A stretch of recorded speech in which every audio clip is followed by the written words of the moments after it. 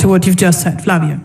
What is important to me is how I see these institutions, which is precisely that they are kind of the essence of values which we share here in Europe, which, have been consolidated in these institutions. And that's why I also think they are so strong and they're so relevant, and we should refer to them and see them as this set of values. They still are, but now found in rule of law and the setup of laws. So that's what I think is so important about this whole idea of institutions, because it's precisely nothing that is politicized that much. The only experience I made, also in Switzerland practically, is that the right-wing populists, they really attack these institutions. Can you give examples from your practice to make it a bit more concrete maybe for Douglas? So for example, there was this one law, the right-wing populists wanted to expel criminal foreigners for even minor offenses of law, like driving 2 times too fast within 10 years, which can happen to anybody living in a country, right? So the right-wing populists, they wanted to also exclude any clause of personal hardship. So for example, and you must know in Switzerland, 25% of the inhabitants of the country, they don't have a Swiss passport, but most of them, they have lived in the 2nd or 3rd generation in our country, so they don't really have any ties to where they have their nationality from, but still they would have been expelled out of the country for even minor infractions of law. So we said we don't want this to happen. That's just arbitrary. Anybody could be expelled for these infractions of law. So we said we need to give the right to a judge this space of just the principle of proportionality to look at the individual case and say, hey, this person has a family here, he has a wife, he has to pay for this family, we cannot just expel him out of the country. And this would no longer have been possible if the law of the right-wing populists was accepted. So we just made this really, really simple case by saying we don't want to live in such a country. And that was very successful. Douglas, yes, you have the word. Very quickly, by the way, I was very interested just before coming and joining you, albeit then to be insulted for not joining you by Flavia, I just noticed on the way in that there was a fatal stabbing, as I'm sure you know, Flavia, in Switzerland last Saturday, and the man who just confessed said he did so in the name of, according to Swiss public radio, this isn't according to some weird weird populist movement, but Swiss public radio just said before we came on that that he is a Turkish-Swiss dual national, and that he'd been released from prison in July before murdering somebody in Switzerland last weekend, and that actually he'd been on their radar since 2017. Why don't you, when you mention things like you just mentioned, concede that there are some serious concerns that people have, such as, for instance, somebody being stabbed to death last Saturday, and that your presentation of all such concerns as merely being yet more of these right-wing populist concerns. Actually, this might be people who are anti-stabbing, for instance, and you remain totally incapable of giving an answer to such people. But the real problem is this: you were asked a very specific question, then you went on a ramble about a specific Swiss thing. That wasn't the question you were asked. You were asked to provide some meat to the question of what you're talking about when you're talking endlessly about institutions. Which institutions are you talking about, you were asked, and you didn't answer. You started talking about a Swiss campaign. I come back to it.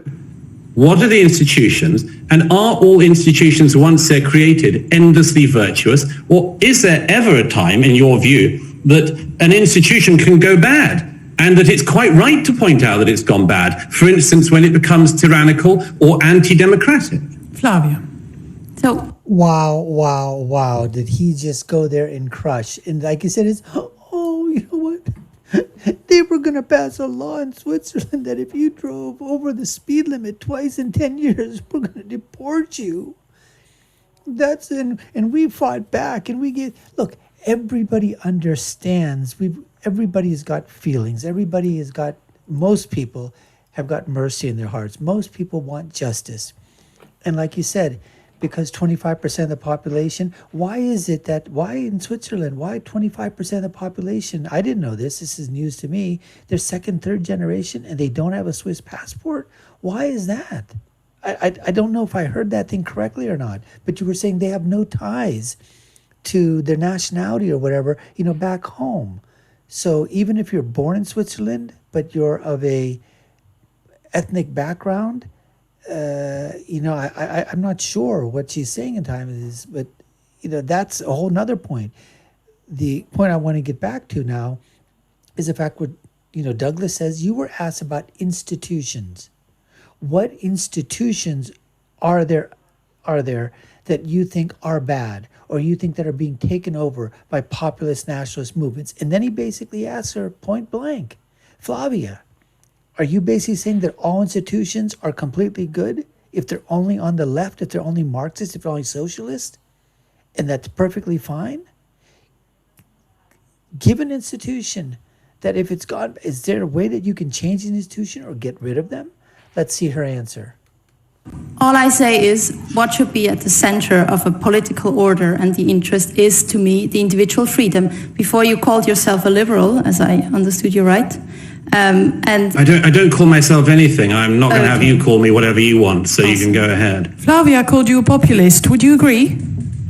No, I mean, it just shows how very unaware she is of almost anything, as far as I can tell. Perhaps this is why there's no body of work that Flavia has produced, clearly, because she doesn't do her research. That point I don't think I've ever been reasonably described as a populist. Sorry. And I would add one other thing, which is that I don't use the term myself, because I think it's a term used by people who are flabby in their thinking, like Flavia, and simply set up terms in order to then shoot down mythical beasts. Douglas, sorry, we will give Flavia another opportunity to finish the point. Yes, of course. I think it's intolerable that we have are mediating a kind of situation where one person is insulting another person. That is not a debate. I think you should intervene and should be more aggressive and not give Flavia the word and then give Douglas the word. Good. I think both. Thank you. Thank you very much for your contribution. I think we have a situation where both speakers feel insulted by each other, and let's see if we can get any further than that. As a moderator, I would like to give you, Flavia, again the opportunity to explain this point of the liberal institutions. I understand it so that you say actually they can be your strongest ally if you want to defend liberal values, right? Exactly. Yeah. I appreciate you taking the time to watch. You've been watching the Dr. Nasir Shaikh Show. I've been your host. My name is Dr. Nasir. If you haven't done so, subscribe to our channel, hit that notification bell, like, share, and follow us. Let us know what you think. This was part 6 of the debate between Douglas Murray and Flavia Kleiner. There's a ton more parts here. Check them out on our channel. I'll leave you with my final thought, which is, when you're right, and when you're left, you're wrong. We'll see you again next time, folks. Take care and stay safe.